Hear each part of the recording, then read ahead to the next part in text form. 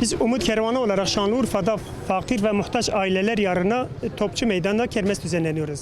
Bu kermeste katkı sunan esnaf abilerimize teşekkür ediyoruz. Kermesimiz bir hafta devam edecek. Bütün hayır sahiplerden yine bu kermeste destek vermeyi çağırıyoruz. Herkesin hayra davet ediyoruz. Bu vesile ile biz Urfa'daki tüm halkımızı gerek kermeste gelip alışveriş yaparak gerek ise direkt destek vererek katkıda bulunabilirler. Kermesimiz pazar gününe açıktır. Bütün halkımızı burada davet ediyoruz. Gelip burada hem giyim hem yiyecek, ayakkabı, züccaciye bütün ihtiyaçlarını burada temin edebilirler.